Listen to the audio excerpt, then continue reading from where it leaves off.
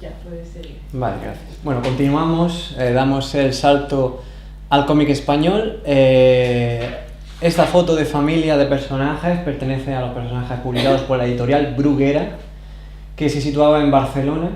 Y bueno, a pesar de que el cómic español, estos comenzaron a partir más bien de la posguerra, de la guerra civil, ¿no?, española, pero el cómic español empezó mucho antes, empezó a principios, yo creo que finales del siglo XIX, principios del XX, lo que y incluso se hizo durante la guerra civil, cómic propagandístico, en fin, se hizo mucho cómic, pero bueno, donde ha perdurado en la memoria de los lectores, ¿no?, y a nivel artístico ha sido esta generación de autores de la editorial Bruguera, que hacía cómic de humor, enfocado generalmente para el público infantil y juvenil, y también cómic de aventuras, que lo representan estos personajillos más bien realistas, de aquí arriba, que son sobre todo el Capitán Trueno y el Jabato, que eran pues cómics de aventuras, guionizados por Víctor Mora, pobre, fallecido hace poquito, este año. Y si os fijáis, aquí aparecen personajillos del cómic francés. Está Asterix y Obelix, está Lucky Luke, está Isnogoud también, que bueno, son personajes franceses y claro, pensaréis, pero bueno, ¿qué hacen ahí, no? Y es que bueno, la editorial se encargaba de traducir y distribuir cómics franco-belgas en España, ¿no? En la década de los 50 y 60 y 70. Y bien, tiene, como veis, un mogollón de personajes. Voy a hacer un repasillo rápido. Tenemos a Carpanta y a Doña Urraca, que son personajes que surgieron sobre todo en la posguerra y que representan, Carpanta siempre tiene hambre, o sea, eso ya dice mucho, ¿no?, de esa época. Siempre quiere comerse un pollo, porque en esa época pues comerse un pollo al horno era pues un manjar de dioses, porque es verdad que es que no había nada que llevarse a la boca. Y Doña Urraca pues también es bastante pobre, y lo que hace más bien es tacaña y tal, y parece un poco como una bruja, ¿no? Y sobre todo pues está siempre trapicheando, está siempre como intercambiando cosas, ¿no? Entonces lo que trasladaban aquí era el tema del extraperlo, ¿no? El hecho de que del mercado negro, de los objetos que se vendían así, ¿no? Y esto pues la censura al tiempo lo acabó viendo, ¿no? Porque decía, bueno, la censura, que era muy fuerte en la dictadura de Franco, pues decía, bueno, aquí qué pasa, que los niños están viendo personajes que pasan hambre y que hacen aquí, que intercambian, hacen trapicheo. Dice, bueno, esto no puede ser, ¿no? Entonces, pam, pues lo censuró a la editorial, ¿no? Tenemos también personajes como muy desastrosos, ¿no? Pues Pepe Gotera y Otilio de Ibáñez, que es como una especie de mecánico, albañil, que siempre está intentando hacer chapuzas y le salen mal. O el Botones Sacarino, que se parece a cierto personaje franco-belga, o sea, se parece a Spirou, o sea, hay una inspiración clarísima de Spirou y de Gastón Lagaffe. Ahora eso lo vamos a comentar. Y bueno, son personajes que van causando desastres, ¿no? Siempre de manera humorística.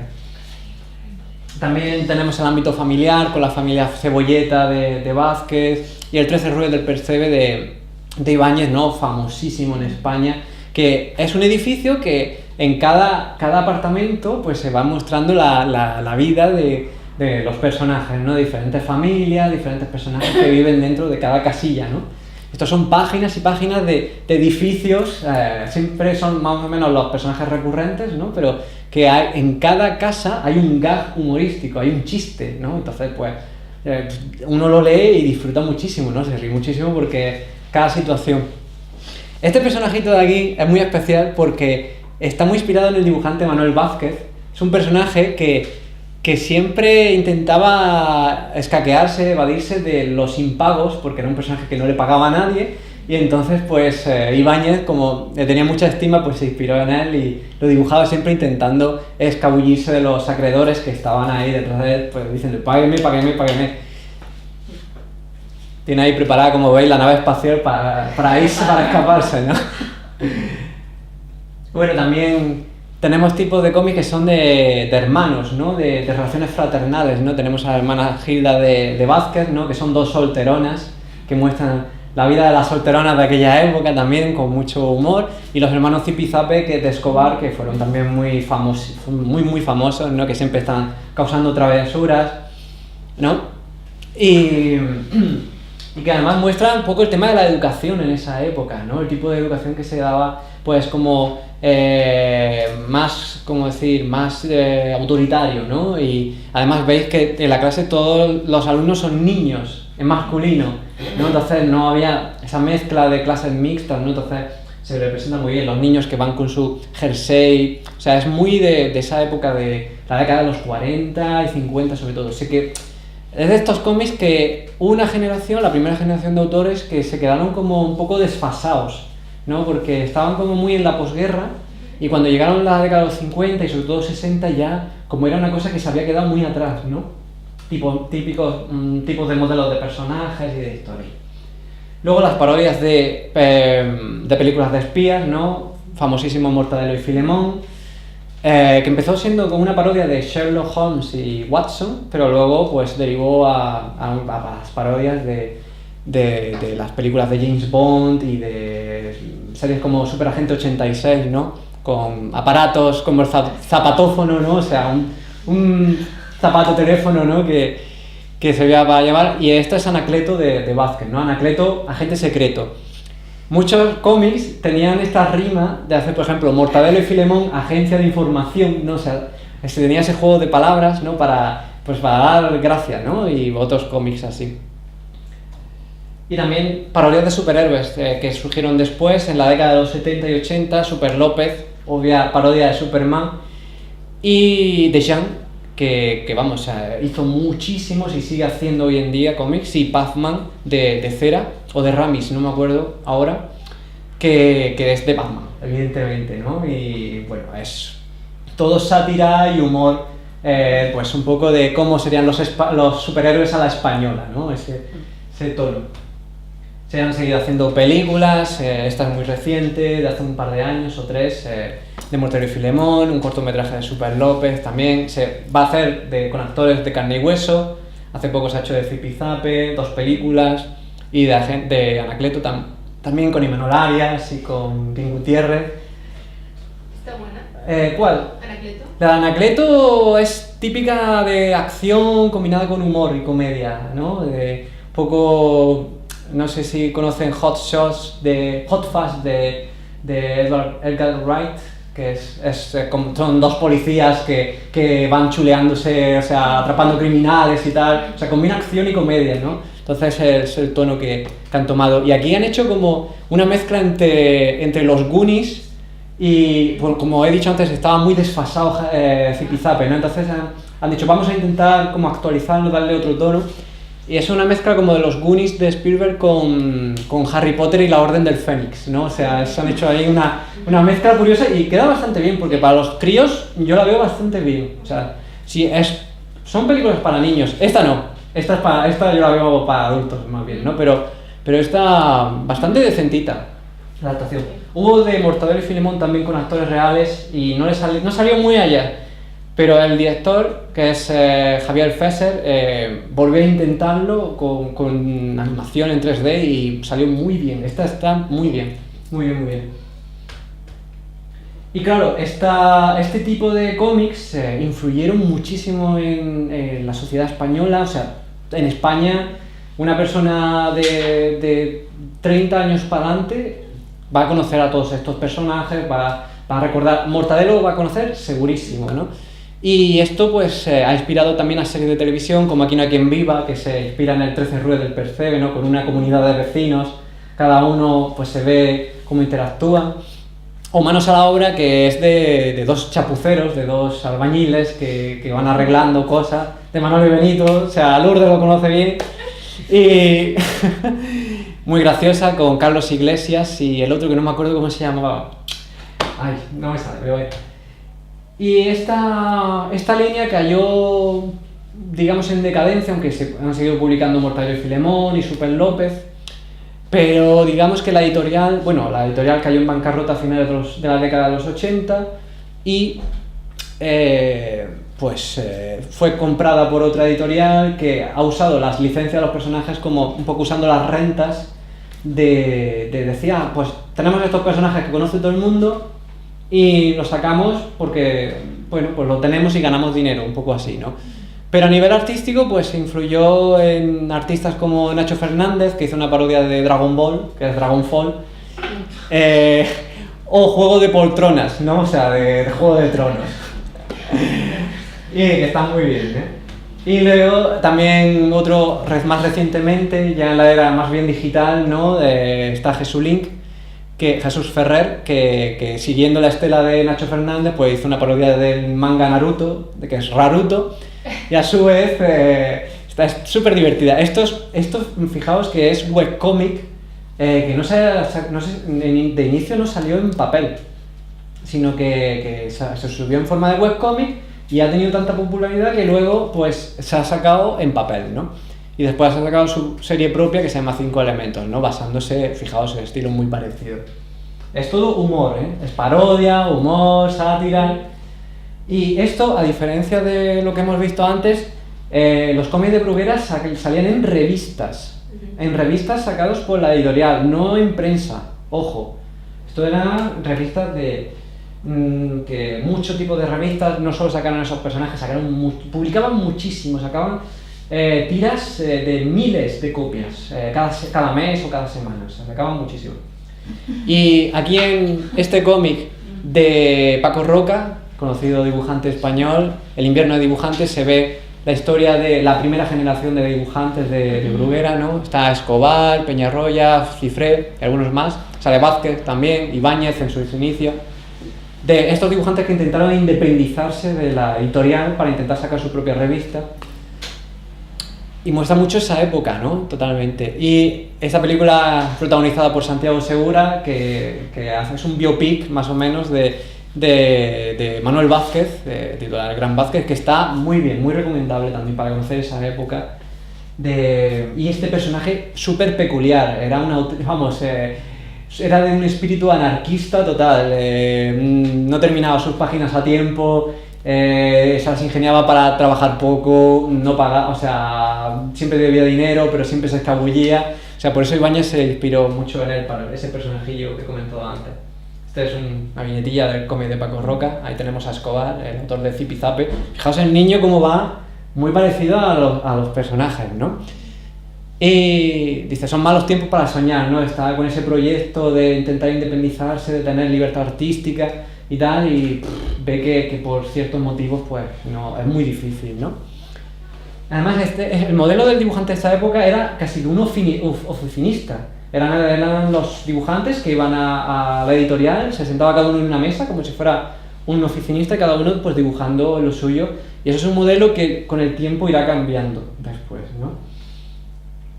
Y antes he hablado de censura, de parte de la censura oficial del gobierno de Franco, ¿no? Pero ya sea con tintes religiosos, ¿no? O políticos, pero llegó un punto en el que la propia editorial se autocensuraba, ¿no? Entonces había un editor que era Rafael, no sé qué, que no me acuerdo del apellido, que se ven las manos de él, y su famoso lápiz rojo que iba tachando los bocetos de lo que le proponían los dibujantes, ¿no? Entonces decía, esto no puede ir aquí, esto fuera, esto tienes que cambiarlo, tal, ¿no? Entonces vemos diferentes tipos, Mortadelo, Doña Urraca, las hermanas Gilda, ¿no? Que tienen, pues, siempre iba corrigiendo para que fueran retocando esas cosas. Y a raíz de esta autocensura, esto influyó muchísimo en el lenguaje, porque claro, no se podían poner tacos, no se podían poner insultos o un lenguaje especialmente grosero, y eso dio lugar a que con esa limitación se creara otro tipo de lenguaje, por ejemplo, insultos como llamar a alguien besugo, merluzo, percebe, en fin, una serie de recursos lingüísticos que surgieron diciendo, bueno, palabras que suenen como insulto pero que no son malsonantes, ¿no? Entonces pues utilizaba pescados, ¿no? Para hacer esto, ¿no? Y eso dio lugar a un lenguaje que influyó incluso a la gente de a pie, ¿no? Al leerlo, pues como había una retroalimentación, ¿no? Entre lectores y esto, ¿no? Y vamos a indagar en Mortadelo y Filemón, gran obra de Francisco Ibáñez, o dos desastres andantes, las dos burras calvas, como les suelen llamar, que empezó a finales de los 50, si no recuerdo mal, pues como es una parodia de Sherlock Holmes, luego de los espías, películas de espías, con sus entradas secretas, en fin, todo ese imaginario de los espías, pero desastrosos, ¿no? O sea, todo haciendo mucho humor y que ha perdurado hasta hoy en día y que con la libertad que ofrece ya pues la actualidad española, pues ya se ha enfocado más a temas más de sátira social y política, ¿no? Hasta el punto de que hace un par de años pues salió este tomo sobre las elecciones de España, ¿no? Al gobierno, ¿no? Entonces vemos a personajes de la política española, vemos a Mariano Rajoy, vemos a Santa María y a muchos políticos. A Pablo Iglesias, o sea, no lo dicen quién son, pero sabemos en general quiénes son. Pablo Iglesias, José María Aznar, en fin. Siempre hacen mucha coña, ¿no? Podemos elegir derecho omnipotente, ¿no? Dos honrados ciudadanos que saben quién deben votar para lograr una España grande, libre, católica, apostólica, evangélica y catecúmena, ¿no? O sea, y aquí Pablo Iglesias ahí, ¿no? Dándole... Sale también Pedro Sánchez, en fin, sale todo. Y aquí podéis ver una evolución de los personajes, ¿no? Desde, fijaos, el año 58, cómo han ido evolucionando. O sea, que el autor, o sea, Ibáñez, ha ido ahí trabajándolo. Y, como ha dicho antes Manuel Lachac, se nota la influencia sobre todo de Franck Camp, ¿no? Del autor de Spirou y de Gastón Lagaffe, ¿no? Y llegó un punto en el que la editorial publicaba tanto, sacaba tanto y a tanta velocidad que dio la casualidad de como también distribuían estos cómics que estaban muy de moda en el mercado franco-belga, sobre todo, eran famosísimos y siguen siéndolo hoy en día, ¿no? Pues llegó un punto en el que la editorial le dijo a Ibáñez, oye, mira, tenemos que sacar esto rápido, queremos rápido, así que si tienes que copiar algo de Lagaffe, por ejemplo, cópialo, pam, así. Y entonces suena a plagio, y es verdad que se han descubierto años después que hay bastantes viñetillas que son, si no inspiradas, casi copias de cómics de Gastón o de, no sé si de Spirou, en fin, de estos tipos de cómics, ¿no?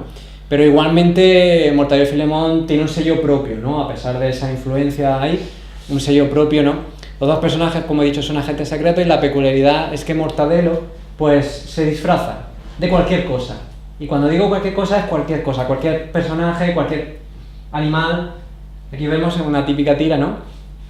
Se ve ahí Mortadelo que está detrás de la puerta y dice, jiji, anda que no estoy guapetón ni nada con este disfraz de muelle. Y Filemón se piensa que está disfrazado de muelle que se estira, ¿no? Dice, ya me tiene frito con sus disfraces, yo lo ahogo. Y entonces pues sale de pronto agua, un montón de agua y dice, jefe, ¿qué hace? Ha vaciado todo el agua de mi disfraz de muelle. No sé, del muelle del puerto, ¿no? Entonces, pues hace ese juego de palabras entre el muelle, los dos tipos de muelle, ¿no? Esa palabra polisémica. Y las tiras siempre hace como presentación, ese desarrollo, y al final una persecución, ¿no? De Filemón persiguiendo a Mortadelo, cabreado, ¿no? Y vemos aquí Mortadelo disfrazado de conejo, ¿no? Cómo huye así, ¿no? Entonces siempre tiene estas gracietas, ¿no? Y aquí igual siempre suelen aparecer escenarios o de oficinas o de la calle. Ahí, como decía mi colega Erasmo, que luego enseñaré algunos dibujillos de él, da igual que estén en Londres, en Sydney, en Barcelona, en Nueva York, que los escenarios urbanos son como genéricos, ¿no? O sea, podemos identificarnos inmediatamente con ellos y siempre hace detallitos de fondo. Por ejemplo, aquí vemos a un señor paseando, pero lleva puesto encima una antena parabólica. Una antena de televisión, así como de televisión, ¿no? Entonces, detalles absurdos, ¿no? Que están ahí de trasfondo, por ejemplo, esquimales que están paseando ahí por medio de la calle. Aquí vemos este coche que lleva como esto de como si fuera un tren, ¿no? O sea, en fin, y siempre siempre están este tipo de bromas. Al final, Mortadelo corriendo y saliendo perseguido por Filemón o con algo que le lanza. Y bueno, ya pasamos al bloque de sátira política. En España, teniendo en cuenta que estaba la dictadura de Franco, pues había mucha censura, como ya sabemos, pero igualmente estuvo durante muchos años la publicación de La Codorniz. Aquí ahora mismo no lo he puesto, pero muchos autores de sátira pues intentaban de alguna manera tratar temas de la actualidad, intentando esquivar la censura como podían.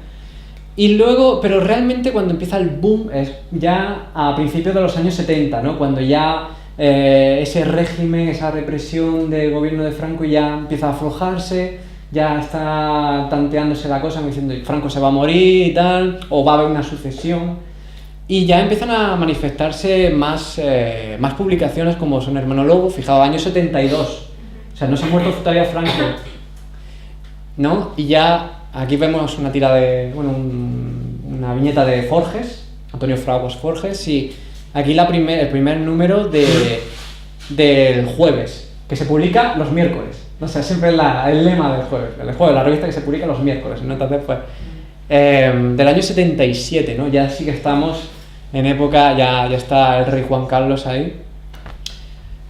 De hecho, antes me parece ya empezaron a salir algunas leyes como libertad de prensa, o sea, ya se fue suavizando, me parece. Y el jueves dio lugar a personajes y cómics como Martínez el Facha, que bueno, es una sátira a ese personaje prototípico del fachilla rancio español, que súper conservador, que aboga por lo tradicional y tal, ¿no? Dice, bienvenidos camaradas, y no olvidéis, España unidad, de destino en lo universal, pero desde luego, pilla lo que puedas, ¿no? O sea, y este personaje que es Adolfito, ¿no? Porque se parece ya sabéis quién, ¿no? También surge en estos años el dibujante Ibá, que hizo personajes como Máquina Baja, que esto luego fue adaptado en cine y en serie de televisión. Entonces el típico personaje del chorizo, del kinky, que es una figura que surgió esos años. Por ejemplo, era muy famoso el Lute, por ejemplo, que era un ladrón, ¿no? Que lo arrestaron y que produjo mucha indignación social porque era muy pobre y se había obligado a robar y tal, ¿no? Entonces, pues, esta imagen del chorizo, del atracador, empezó a surgir en esa época. Y también, pues, Historias de la puta mili, que es, o sea, esa parodia, esa sátira al servicio militar obligatorio que había que hacer, ¿no? Que se quedó como un poco, pues, en esa época que se abogaba por la dictadura, ¿no? Por lo militar, por la España y tal, así, pues, dictatorial, ¿no? Y militar, pues, ya ese modelo fue, pues, como que se pasó de moda, ¿no? Y ya, pues, hasta los jóvenes se lo tomaban un poco a cachondeo, ¿no? Eso de ir a hacer el servicio militar, ¿no? Y si veis, en Mortadelo y Filemón o los cómics anteriores se usaba generalmente un lenguaje muy formal, ¿no? Se hablaban de usted, por ejemplo, los personajes, pero a partir de aquí vemos ya que el lenguaje coloquial y de la calle se introduce en los cómics, ¿no? Entonces este personaje que tiene un acento como más bien sevillanillo, andaluz, dice, nunca debiste cruzar el Mississippi, forastero, ¿no? Entonces es como, así como que ya ese acento se mete dentro, aunque no es lengua oficial, no es castellano, pero ya se va metiendo, ¿no? Nah, es fácil, ¿no? O sea, es como ese acentillo, o sea que es, hostia, qué bien lo hace, sargento, o sea, es así ese acentillo, ¿no?